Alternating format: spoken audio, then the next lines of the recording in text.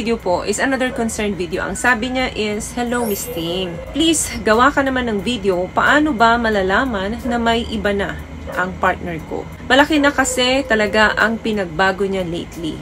Pag naglalambing ako, layo siya ng layo. Lagi nang irritable sa akin. Pero pag nasa phone siya, laging nakangiti." Sa mga pag-uusapan natin dito, hindi ko sinasabing 100% po ito na accurate. Pero ang mga signs na mapag-uusapan natin dito ay pwede ninyong magamit para makita ninyo or magkaroon kayo ng idea na baka nga naman talagang nahuhumaling na sa iba ang partner mo. Number 1 dyan is malayo na siya sa'yo. Dumidistansya na siya madalas sa'yo. Example, yung madalas na panonood ninyo ng TV together, ngayon, solo na lang. Paglabas-labas ninyo, mga lakad, kung dati, dalawa kayo, ngayon, mas gusto niyang mapag-isa. Senyalis na po yan na nawawala ang interest niya at connection niya sa'yo. Hindi na kayo nag-spend ng quality time together. Hihira na din kayo mag-usap ng mga may kabuluhan.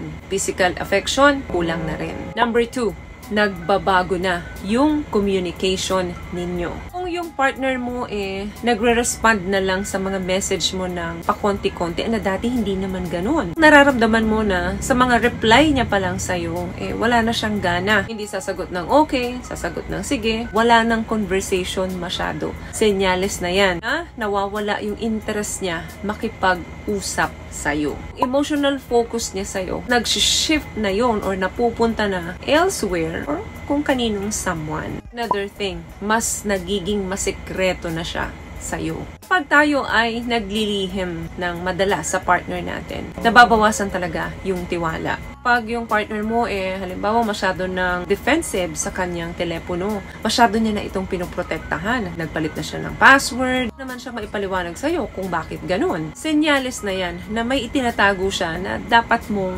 malaman. Kasi bakit nga naman ganun na lang yung pag-iingat niya doon sa telepono niya or doon sa privacy niya? Hindi ka naman ibang tao. Talaga inirerespeto po natin ang privacy ng mga partner natin. Hindi porket partner natin sila, karapatan na natin i-invade lahat ng information na meron sila. Sa oras na kinailangan ninyong alamin or tanungin lang naman, hindi naman palaging ganon, tapos makikita nyo is very defensive siya. Meaning, meron siyang itinatago talaga na pinakaiingatan na huwag ninyong malaman. Another thing, may mga nami-mention siyang bagong mga kaibigan sa'yo. Tapos kapag tinatanong mo is, sinasabi niya wala naman, kaibigan lang talaga yun. Hindi niya masabi kung paano niya nakilala. Gugulat ka na lang habang nagkikwentuhan kayo, may mga mababanggit siyang bagong pangalan. Yan ang masama sa pakikipagkaibigan. Friendship is essential. Kung napapansin mong masyado siyang nagbababad sa tao na ito, lalo na sa telepono, pag tinanong mo sino kausap mo, panay ang mention niya ng pangalan na yon, of course, baka hindi lang friendship ang nangyayari sa kanila. Alamin mo kung bakit ganun siya lagi ka-excited tuwing kausap niya yung taong to.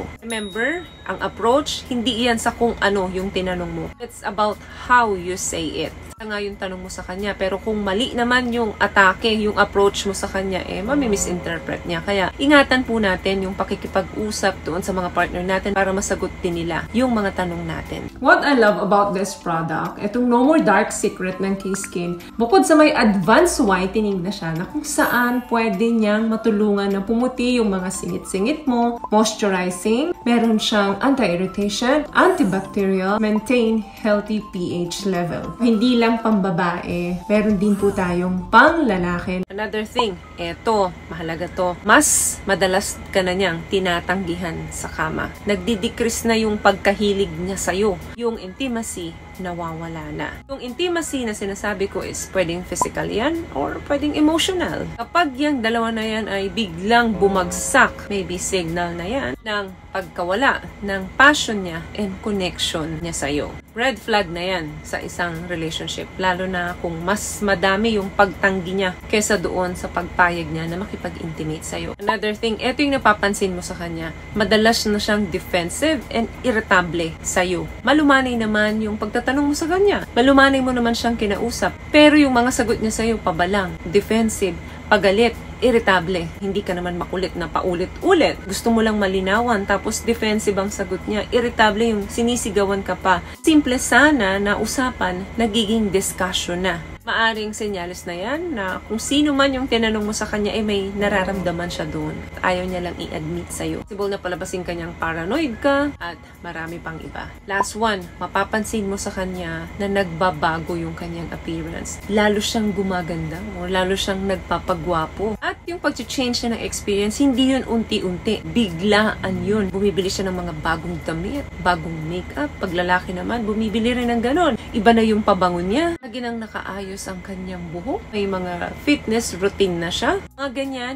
possible na may dinidesire siyang iba o may pinapa-impress siyang iba bukod sa'yo. Hindi masama na alagaan natin ang sarili natin. Yun nga dapat ang tama. Lalo na kung ito ay para sa sarili natin at para doon sa kapartner natin. Pero kung yung tipong tinatanong mo lang naman siya or binabati mo siya kung bakit ang bango-bango niya ngayon, bakit ang ayos niya, bakit may mga bago siyang damit, tipong nagalit siya. Instead na sabihin niya, syempre, nag-aayos ako para sa'yo, para sa sarili ko. Pero kung hindi ganyan ang sagot niya at parang galit siya, of course, mag-iisip ka talaga na merong someone na ini-impress niya bukod sa'yo. Alam nyo guys, napaka-powerful ng communication sa isang relasyon. Sa pamamagitan ng maayos at ng open na communication, mas naaagapan, mas nare-resolve yung mga malalaking problema. Kung gusto natin magkaroon ng healthy relationship sa mga partner natin, kinakailangan po na open ang communication natin sa kanila. Mas maagang na pag-uusapan ng problema, hindi ito lumalaki. So, yun lamang guys ang video natin for today. I hope nakapagbigay po ako ng tips sa inyo. At kung nagustuhan niyo pong ating video, please give it a thumbs up, comment down below.